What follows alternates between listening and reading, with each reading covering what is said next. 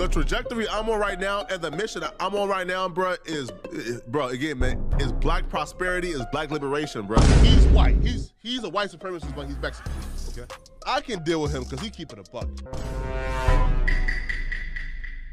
I enjoy and love Trump, right? I feel like Trump is a wonderful person to me. Only Negroes, yo, only Negroes support crime. A hard coat, knock upon your front door. When your ass attack like cancer, burn your condo down.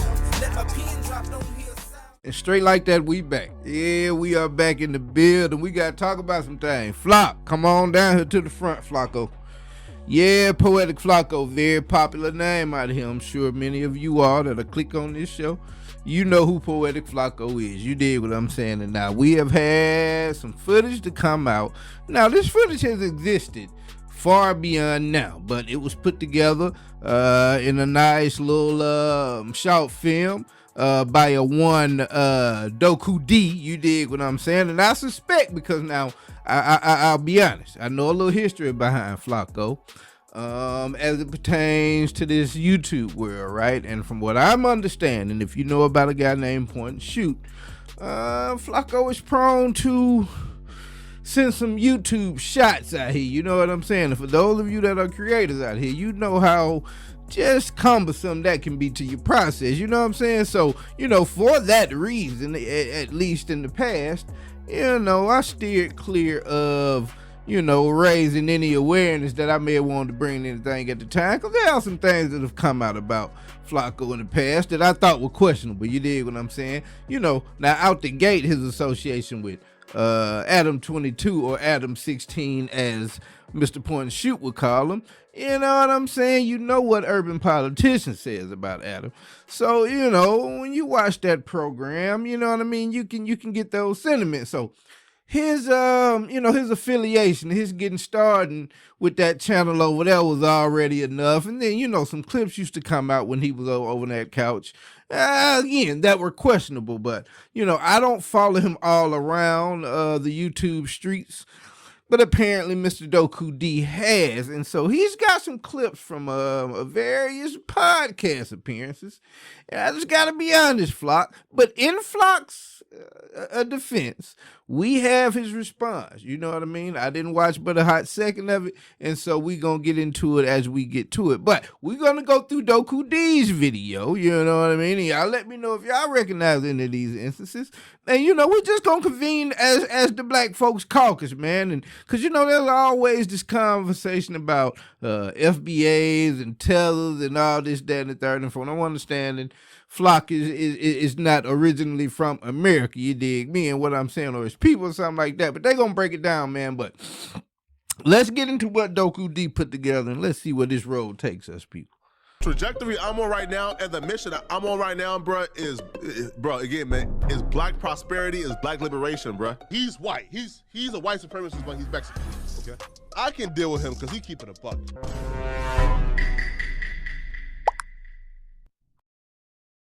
We are focused right now on Nolan Wells, white supremacy, and black prosperity. All that other nonsense they on, tell them to keep it to themselves, okay? I'm for purification America, getting rid of every other race, all the mugs, get rid of them. I'm all for that. Open and honest. Like saying, yo, I voted for Trump because Trump reminded me of what the good old days were like. All right. God damn. Listen, we respect. It's Heavy Camp Records already. Ain't that black youngster in the outfit? Heavy Camp Records. God damn. See, I hadn't seen any of this, bro. Oh my God, Doku D, what are y'all doing to? Oh man, cause you know Flock been on the flame here lately, man. Ooh, let's see where we going with this. We respect that, cause that white boy keeping it a buck.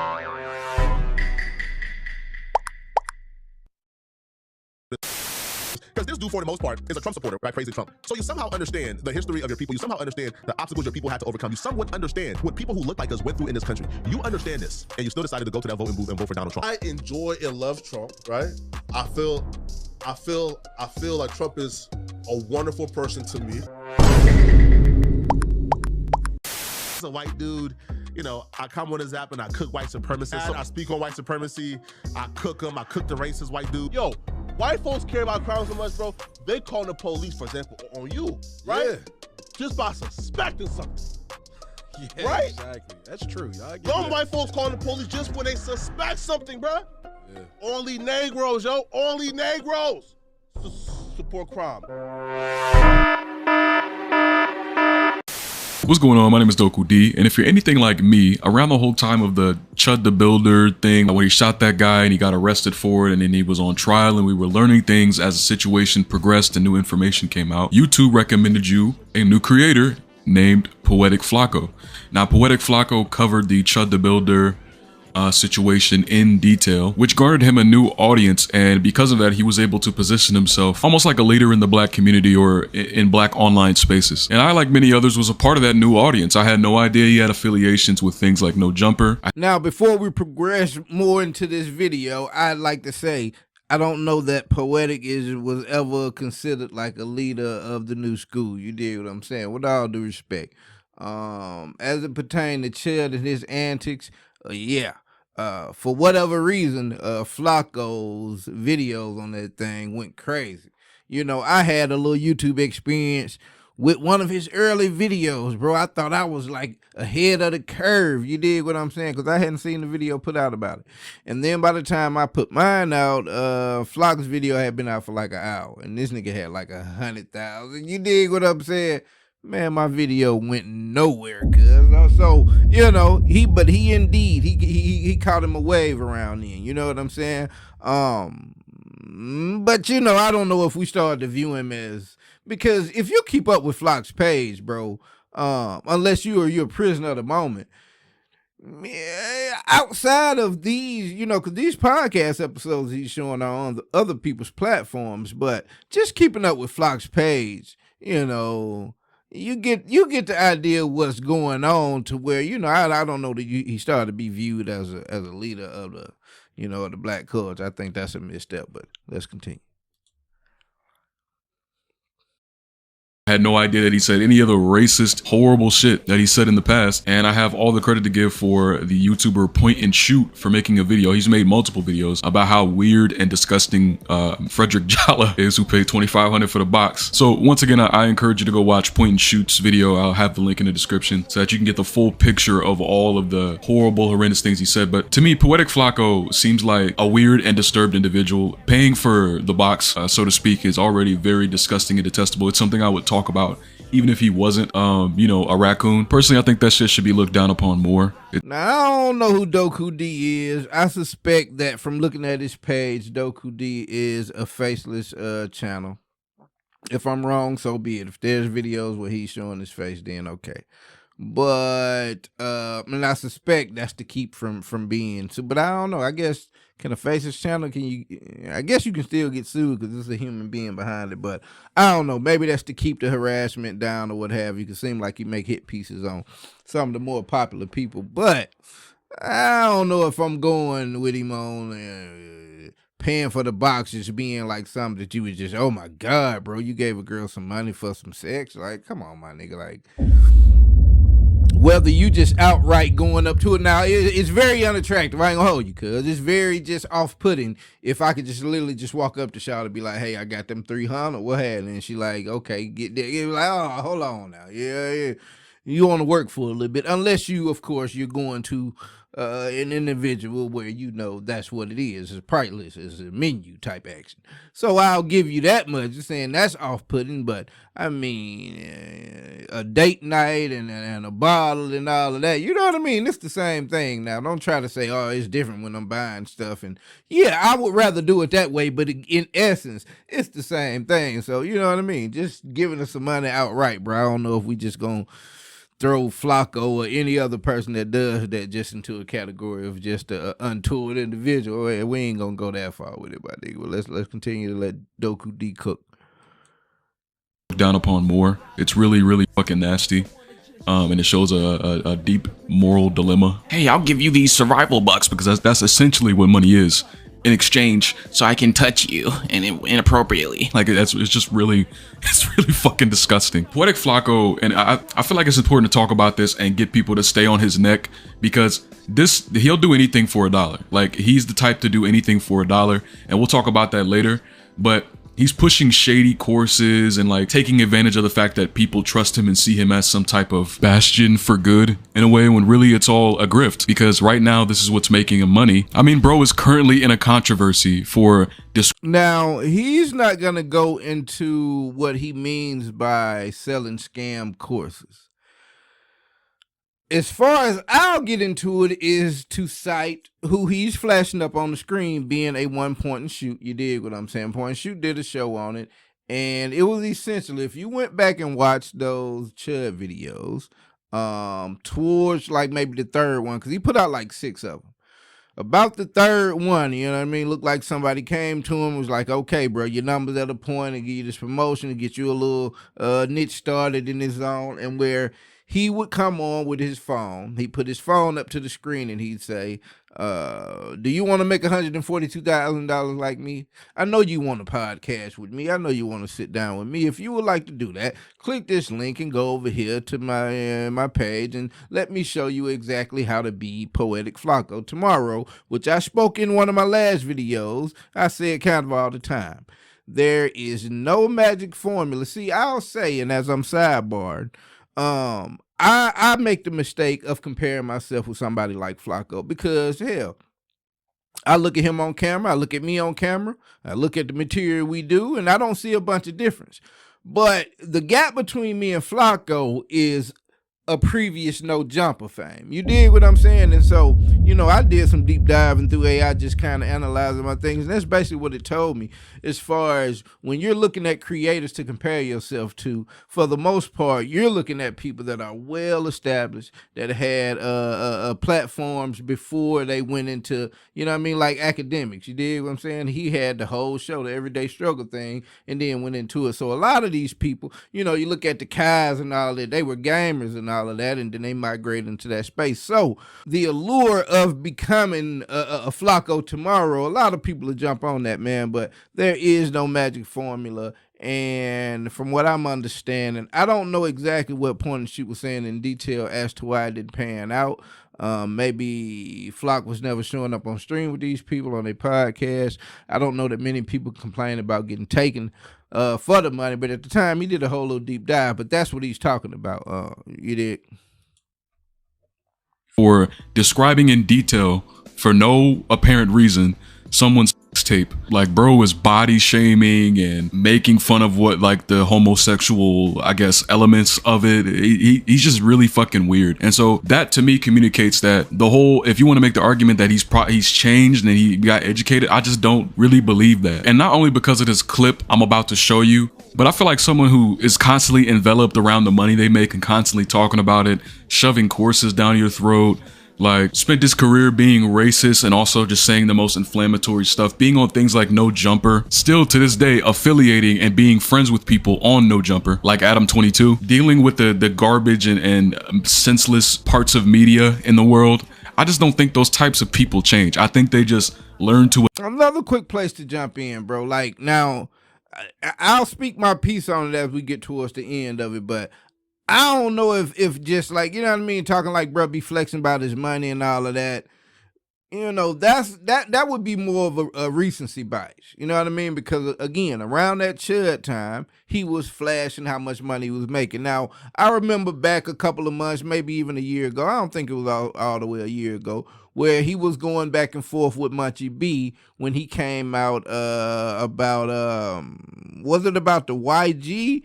I think the Draco, the ruler thing, and then it tied in Munchie B, and one of his homeboys supposed has been did some nefarious activity out here, and I know that Flock put a video out, and supposedly Munchie went and got a lawyer, and then, you know, he was going back and forth on the show, and I remember at that point, because apparently it was some people supposed to have been coming to where Flakko was, he was talking about, well, I got a house in Texas, I got a house in North Dakota.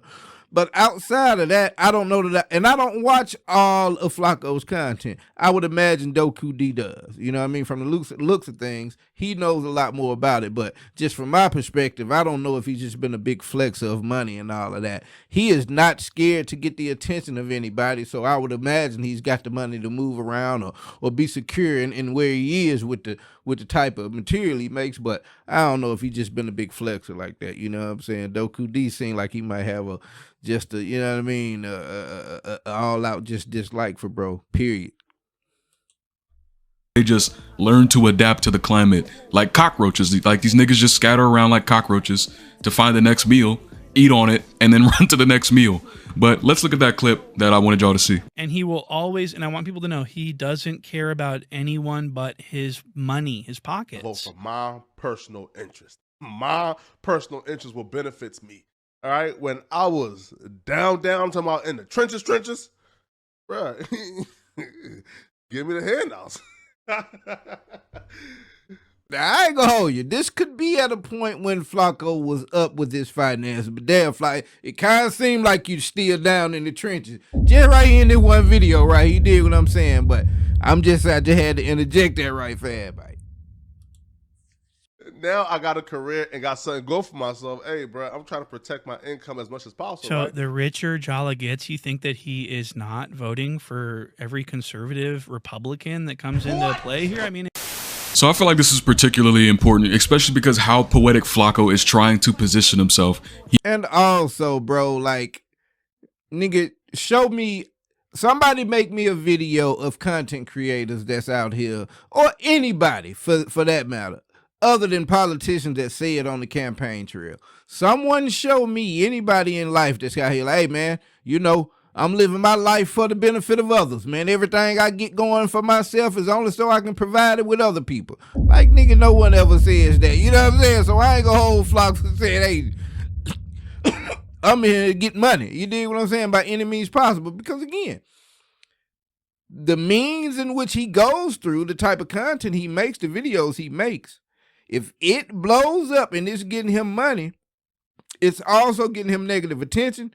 Gangbangers wanting to come at him and all that. And so unless these people that are offended by a person, or in this particular case, Flakko, and not being a person of the people, would you also go and stand in unison with him when the gangbangers come to hunt him down, per se? You wouldn't do that. You know what I mean? So don't expect this man to be living his life for the benefit of others, bro. That ain't really a way to rock. He makes it seem as though he's for black people first, and clearly he's not. I think if we were dealing with someone who's legitimately changed for the better, he would have addressed his previous stances and apologized for them. To my understanding, there's no record of any of that. In fact, the fact that Point and Shoot is pointing this out now, he's just wanting to avoid it and telling people, hey, stop asking me to look into drama and just focus on what I'm doing right now. He does that because there's no way to excuse any of this shit. He is a grifter, 1000%. And if the money ever dries up and the other side becomes the most profitable, he'll go right back where he came. Even in his videos, before there was really a momentum of him getting his new viewer base, he was very like in the middle about topics, like kind of like, well, what do you guys think about this? Personally, hey, it's something certainly. Not to mention the whole I vote for my own best interests thing, which is a really weak mentality to have. And I don't know, someone like that just doesn't change overnight. Like, this is my speculation about the shit. I just don't believe this nigga. I don't think someone who constantly centers what's best for them around everything that they fucking do, constantly looking for the next biggest dollar, paying $2,500 for the box, pushing courses down your throat. I don't think someone like that changes overnight. I just don't. I don't. I mean, it's a complete like fucking 180 switch up. It's ridiculous. And like I said, go watch Point and Shoot's videos to kind of see how different he is now compared to what he used to be. That shit is like not natural. But yeah, I just wanted to get like more awareness to this dude, because he, you know, he's constantly getting high amounts of views for pushing this narrative about himself that isn't really true. You know what I mean? I feel like when we talk, and I'll admit, bro, the amount of views Flakko gets irks me. You know what I'm saying? But I don't know how much of an own this is, because he just played the clip, and that clip was years old. You know what I'm saying? It's obviously since he left No Jumper, but it's obviously before, you know, he was hitting like that. You can see his background. I remember seeing the videos and it was just that white, like he was sitting over in the corner. Then he moved around and you had a more wider vista back there with the couch and all of that. But hell, apparently it's been out there for years that Flakko, like, I'm in it for me, bro. And if you watch his content, I don't know if you can say Flakko is what y'all think about it. All creators, when they get to the end of the video, it's like, okay, y'all tell me what y'all think. Get down in the comments. But if you look at his titles, the way he frames everything, the way he meets, like I peeped his videos, bro. Flakko says the name of the subject, and damn near his first line is like the title of his video. And so as soon as the video starts playing, you hear da, da, da, da, da, da, da, da, da. And he's got some pretty strongly worded titles and come outs and opinions in these videos. You know what I'm saying? He's quick to accuse people of heinous shit. You know what I'm saying? Like, he doesn't care. That's why I was like, man, I don't know that you can expect him to hold him to any account for, you know what I mean, not want to spread the wealth, because I wouldn't want him to spread the vitriol that he gets himself into. You know what I'm saying? So I ain't really just going with that, but he told you who he was. You know what I'm saying? I never viewed him as like a savior of the black people, bro. There is no individual savior. There is no big enough voice out here in the world to speak for the diaspora. You dig what I'm saying? Obama probably the closest we got. And he was still probably more out of tune to some of the things, you know what I'm saying? But I guess he would probably get closer to the streets or close enough to know. But, you know, that's not our thing, bro. We don't rally behind and rock with some singular leader, you know what I'm saying? Or expect some singular person to be able to voice our concerns or put rain on our parade or none of that, you know what I'm saying? So I ain't really going with that take, you dig? We talk about grifters. We never expect them to be like left wing or for black people and human rights, but like apparently we do have those niggas. And I think overall it's harmful to continue to platform and support this nigga when in reality he said a bunch of harmful shit towards us and he's just kind of like skirting free without seeing the repercussions of that shit. Like, this nigga's living his best life lying. I mean, he even said it himself. He'll vote for his own best interest when the time comes. So like, this nigga's not for us, and unless he can address this shit and properly explain how and why it is he changed, I'm not buying this shit. But with that, that's going to be the end of this video. Make sure you like, subscribe, comment, do all those wonderful, beautiful things. I would really appreciate that. It really helps the video get out. Make sure you hype the video if you're on mobile. That really helps the video get out too. And I want this one to get out in particular because we got an imposter among us. You feel me? Imposter. Let me stop. Anyways,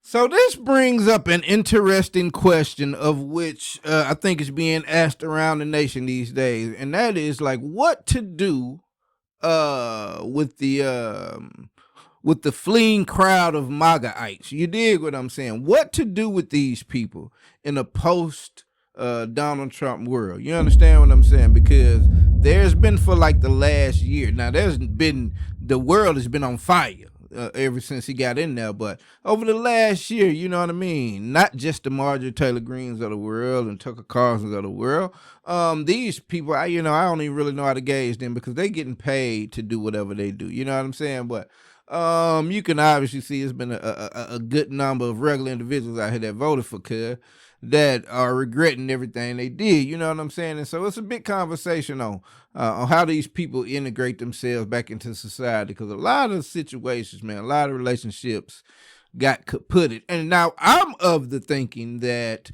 the type of colors that these people show, I don't see any utility in relinking with any of them out here in the world. You know what I'm saying? But some people, and that's what they it's kind of conversation around the white liberal. You dig what I'm saying? Because a lot of people within the culture, within the movement say, you have to look out for them more than just the out and about staunch biggie. You know what I'm saying? And I see some conversations where it's like, you tend to see that they may be more willing to open the doors and be accepting to these people because of the particular category that they both belong to. You know what I'm saying? They'll look past, how set back the world has become, man, in the last 10 years, the United States in particular. You know what I'm saying? Behind just just pure ignorance, bro. It's just all I can see. Like, I never saw the proof in the pudding for these people to feel like And with everything that hadn't happened or has happened since, it's just like, bro. So, but you see a lot of them, you know, trying to get back in the good graces. So you hear Flakko saying that, man, I'm all back for the black empowerment thing. You know, can people change? Of course. I think they can. Do all people need to be associated with? I do not think so.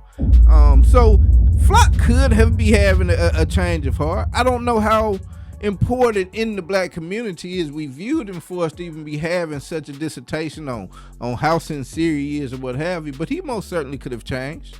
He most certainly could be keeping up with the news and finally seeing like, yeah, bro, we might have voted with him, but there's been nothing coming out of that side that has showed us that we have endeared ourselves to them. You dig what I'm saying? He looking at Brandon Tatum and his coverage of the Nolan Wells case and all that. You know what I'm saying? And so, you know, it's a conversation to be had about it. But as far as Flock, bro, man, being a grifter, again, if you keep up with his content, it's pretty clear who he is. He's a bombastic, what do they call it?